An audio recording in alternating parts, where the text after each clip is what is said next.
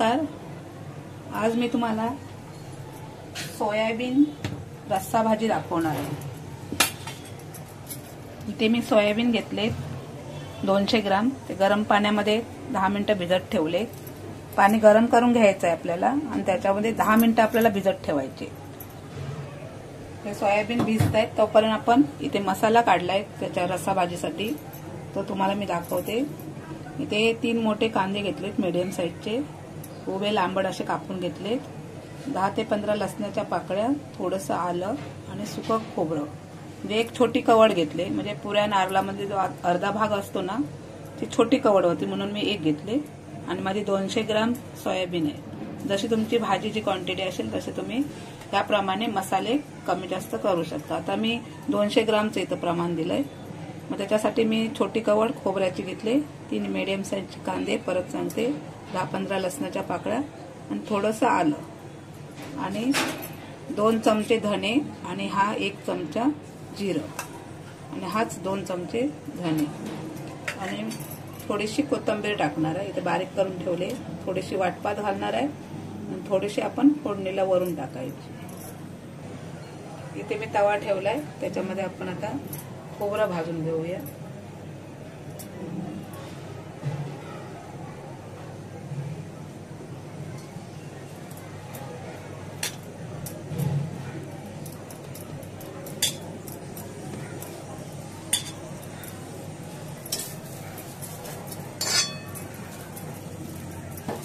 पहिलं खोबरं भाजून घ्यायचं, कारण का तव्यात एकदम जास्त हीट गरम झाला आपला तवा, खोबरं कसं पटकन जळू शकतं, म्हणून नॉर्मल गरम झाला की आपण पहिला खोबरं भाजून घ्यायचं. इथे मी सुकं खोबरं घेतलंय. इथे आपलं खोबरं भाजून झालंय, मी आता काढून घेते. एवढंच आपल्याला भाजून घ्यायचं, जास्त काळं नाही करायचं. एक कांदा घेते भाजून.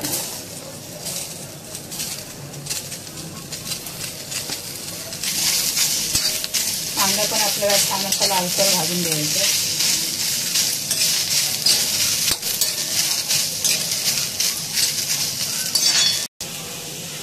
थोडासा कांदा आपला मऊ झालाय, मी आता थोडंसं तेल टाकून घेते. कांदा असा छान भाजून घेते. इथे कांदा पण आपला छान भाजत आलाय, काढून घेते.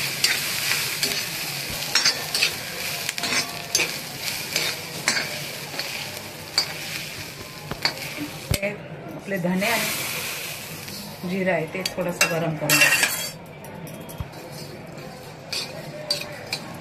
तवा आपला गरमच आहे, मी गॅस बंद करते, कारण का धने काय भाजायला जास्त वेळ लागत नाही. गरम तव्यावरतीच आपले गरम होऊन जाते.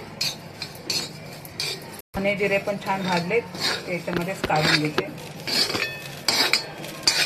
इथे आपले भाजून घेतलेला मसाला आहे, तो आपण आता मिक्सरमधून बारीक असा वाटून घेऊया, थोडं पाणी घालून.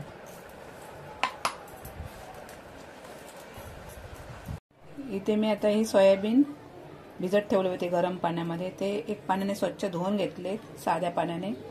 पाणी दाबून असं काढून टाकलंय आणि एकाचे 2 तुकडे करून घेतले, म्हणजे त्याला आतपर्यंत मसाले छान लागतात. इथं आपण वाटण जे भाजून घेतलं होतं ते आता मिक्सरमध्ये वाटून घेतलंय.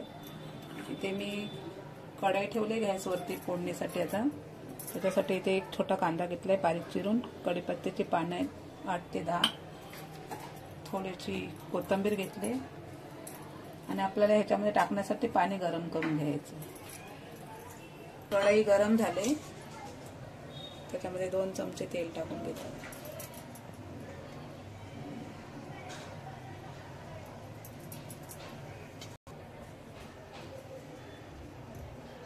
आपलं तेल गरम झालंय, मी आता कांदा टाकून घेते.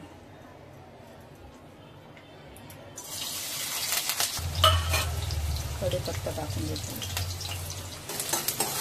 कांदा आणि कढीपत्ता छान असं परतून घेऊया. थोडीशी कोथिंबीर आहे ती टाकून घेऊया फोडणीला.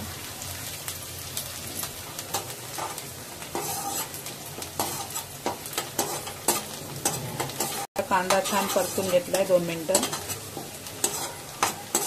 त्याच्यामध्ये आपलं हे वाटण केलंय ते घेऊया. आपला छान असा मसाला तेलावरती परतून घेऊया.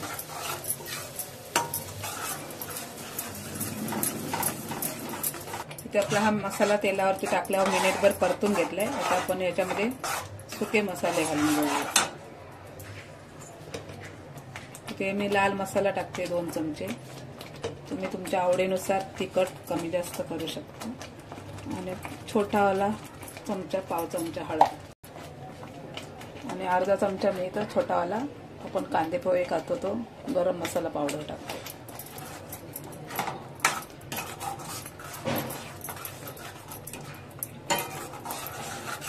लागू नये मी याच्यामध्ये थोडा आपले मसाल्याचं भांडं आहे ना ते धुवून घेते. एक 4 चमचे एवढं पाणी टाकून घेते. तर तो मसाला आपला खाली लागू नये म्हणून.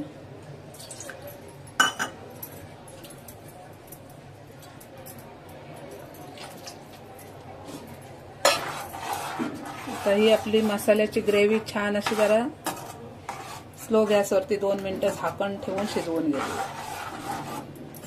स्लो करायचं आहे आणि 2 मिनिटं झाकण ठेवून शिजवून घेऊया. मसाला शिजल्यास 2 मिनिटं झाले. झाकण काढून बघते. मसाला बघा मस्त शिजला आहे 2 मिनिटं.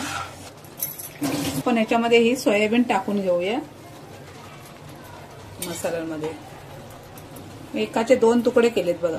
असे एक होते त्याचे 2 तुकडे केले म्हणजे कसा आतपर्यंत मसाला छान लागतो. ते गोल असे तसेच चंक्स ठेवले ना वरून मसाला लागतो आतमध्ये तसेच राहतं. म्हणून असे एकाचे 2 भाग करून घ्यायचे म्हणजे आतपर्यंत मसाला छान लागतो. मसाल्यांमध्ये पहिलं आपल्याला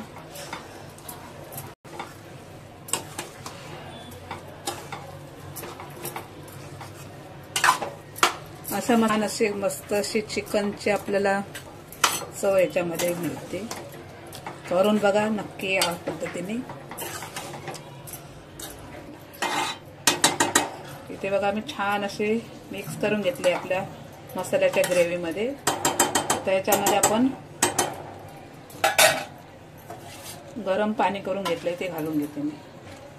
आणि आपल्याला गरम पाणीच घालायचं आहे, थंड पाणी नाही ओतायचं, नाही तर मग आपल्या ग्रेव्हीची चव कमी होते. गरम पाण्याने थोडी आपली ग्रेव्ही पण छान होते आणि भाजीला चव पण छान लागते. थंड पाणी नाही ओतायचं. तुम्हाला जेवढी पातळ घट्ट किती पाहिजे तशी तुम्ही ग्रेव्ही ठेवू शकता. ही सुकी पण छान लागते, पण जास्त पण सुकी नाही, थोडीफार ओलसर असेल तर अजूनच छान लागते. एकदम सुकी सुकी पण एवढी नाही छान लागत. मीठ टाकून पुरतं मीठ टाकून घेऊया. तुम्हाला जर इथे टोमॅटो वापरायचा असेल तर एखादा टोमॅटो पण ग्रेव्ही करून असं पेस्ट करून वापरू शकतो त्याची. पण नाही वापरलात तर अति उत्तम, कारण का त्याची मग चव आंबटसर लागते. असा मसाला मध्ये केले तर थोडी चिकनची चव येते. टोमॅटो टाकला तर थोडी आंबट अशी चव लागते, तेवढं खास नाही लागत. त्यामुळे आता मी थोडंफार चवीनुसार मीठ टाकून घेते. मिक्स करूया.